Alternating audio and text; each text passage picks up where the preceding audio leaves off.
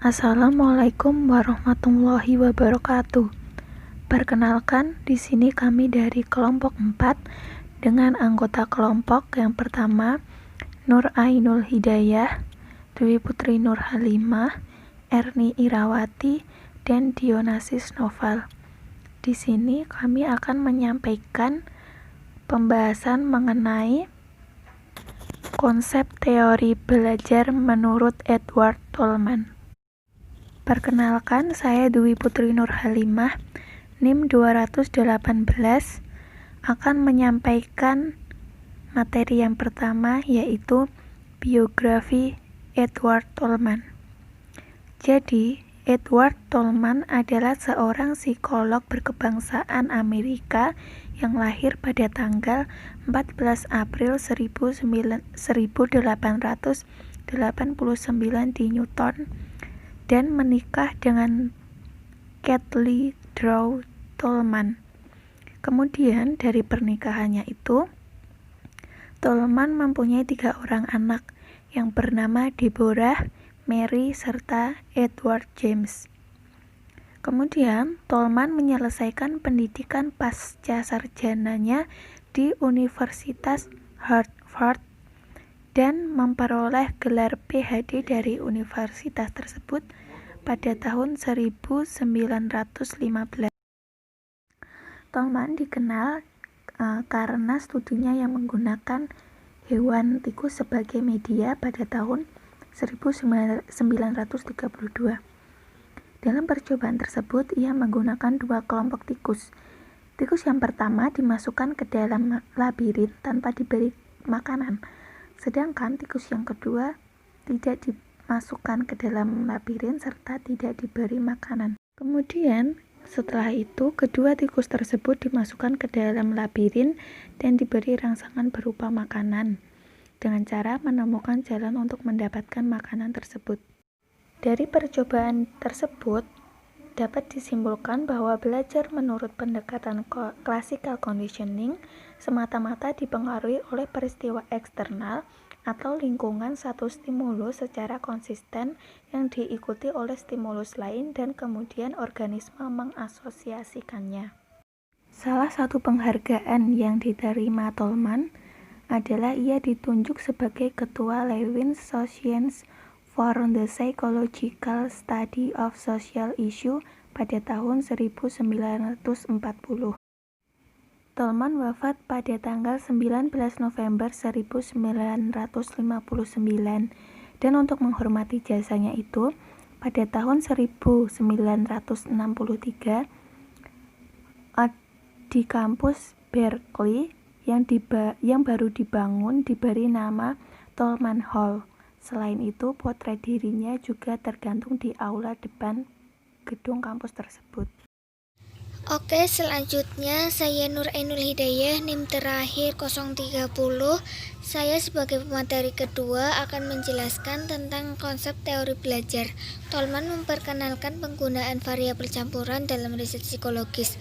Asumsi-asumsi umum yang dikemukakan Tolman dalam proses belajar yaitu: yang pertama, apa itu belajar? Menurut Tolman, belajar adalah mengenal tentang situasi organisme belajar tentang sesuatu yang ada di sekitarnya. Jika ia berbalik ke kiri, ia akan menemukan sesuatu. Jika ia berbalik ke kanan, ia temukan juga sesuatu yang lain. Yang kedua, confirmation versus reinforcement. Sebagai growth rate, konsep penggunaan reinforcement adalah tidak penting bagi Tolman sebagai variabel pembelajaran. Akan tetapi, Tolman mengatakan sebagai konfirmasi di dalam behavioris menyebutkan reinforcement. Selama perkembangan sebuah peta kognitif, harapan atau dugaan-dugaan dimanfaatkan oleh sebuah organisme. Yang ketiga, vicarious trial the error. Tolman memperlihatkan karakteristik tikus dalam kebingungan, jalan simpang siur, sehingga ia bisa memanfaatkan sebagai dukungan untuk menafsirkan teori belajar. Selanjutnya yang keempat, learning versus performance. Menurut Tolman, kita mengetahui banyak hal tentang lingkungan di sekitar kita. Akan tetapi kita hanya akan melaksanakan informasi atau pengetahuan itu ketika kita harus melakukannya. Dalam situasi kebutuhan need, organisme memanfaatkan apa yang telah dipelajarinya sehingga sampai pada real testing yang bisa merangkai kebutuhan itu. Yang kelima, latent learning. Tolman lebih dikenal dengan istilah latent learning, yakni belajar yang tidak diwujudkan oleh performance.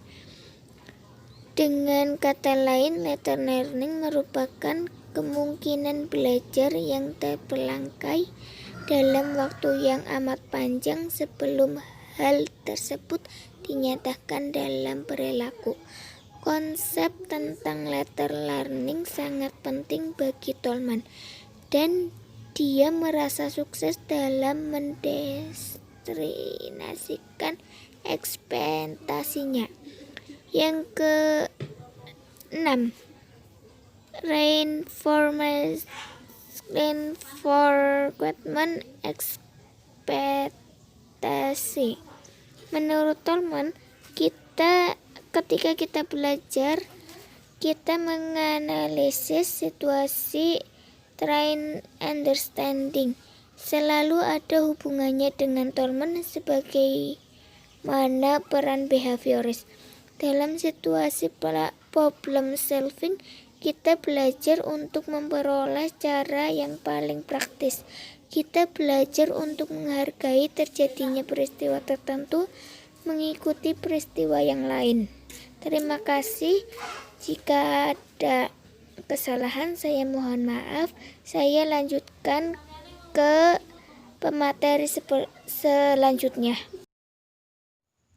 Perkenalkan, nama saya Erni Irawati dengan NIM akhir 260. Saya akan menjelaskan tentang molar behavior. Karakteristik utama pemahaman perilaku adalah purposif, yang selalu diarahkan ke berbagai tujuan atau maksud tertentu.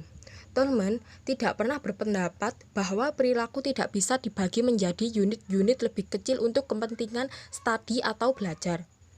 Namun, demikian ia merasakan bahwa pola perilaku utuh mempunyai suatu maksud tertentu yang akan hilang jika dipelajari dari sudut pandang parsial atau dari elemen-elemen individual. Bentuk perilaku yang dinamakan Tolman sebagai molar misalnya seekor tikus yang berlari di simpang siur jalan, seekor kucing yang keluar dari puzzle box, anak-anak yang saling bercerita tentang pikiran dan perasaan mereka. Yang harus diperhatikan bahwa ketika menyebutkan hal di atas maka akan melibatkan seluruh otot, kelenjar, dan kegelisahan. Untuk respon-respon seperti di atas, bagaimanapun juga cukup mengidentifikasikan sifat-sifat mereka sendiri.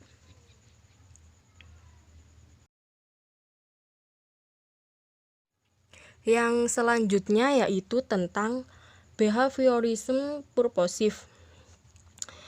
Teori Tolman dikenal sebagai purposive behaviorism sebab pada waktu itu ia berusaha menjelaskan perilaku yang diarahkan untuk mendapatkan atau memperoleh suatu tujuan tertentu. Ia terkenal dengan contoh mencari perilaku sampai makanan ditemukan. Seperti contoh yaitu perilaku pencarian yang dilakukan seekor tikus dalam jalur teka-teki yang akan terus dilakukan sampai makanan itu ia temukan. Jadi, contoh tersebut jelas nampak perilakunya seolah-olah memiliki tujuan tertentu.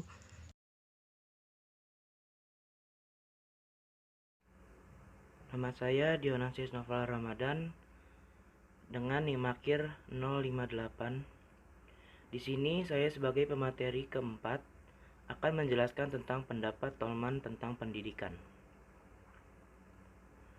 Dalam banyak hal, Tolman dan Gestalt sepakat mengenai praktik pendidikan.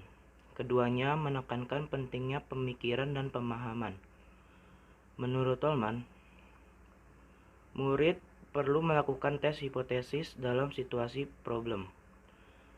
Dalam hal ini, pendapat Tolman senada dengan teori faktor kesalahan Harlow, yang menyatakan bahwa belajar bukan hanya soal memberi respon atau strategi yang benar, tetapi juga menghilangkan respon atau strategi yang salah. Tolman dan Gestalt mendukung diskusi kelompok-kelompok kecil dalam kelas. Kemudian, yang paling penting buat murid adalah punya kesempatan secara individual atau sebagai anggota kelompok, dan guru bertindak sebagai konsultan yang membantu siswa dalam menjelaskan dan mengonfirmasi atau menolak hipotesis.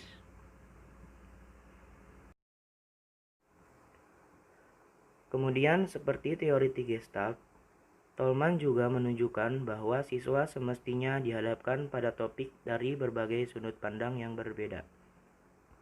Proses ini akan memungkinkan siswa untuk mengembangkan peta kognitif yang akan dipakai untuk menjawab pertanyaan tentang topik tertentu dan topik lainnya. Yang terakhir, seperti teori Gestalt, Tolman akan mengatakan bahwa penguatan ekstrinsik ialah tidak perlu untuk memicu proses belajar. Menurut Tolman, belajar terjadi secara konstan. Siswa, seperti orang lainnya, berusaha mengembangkan ekspektasi atau keyakinan yang sesuai dengan kenyataan. Dengan cara ini, siswa mengembangkan peta kognitif yang akan memandu aktivitas mereka.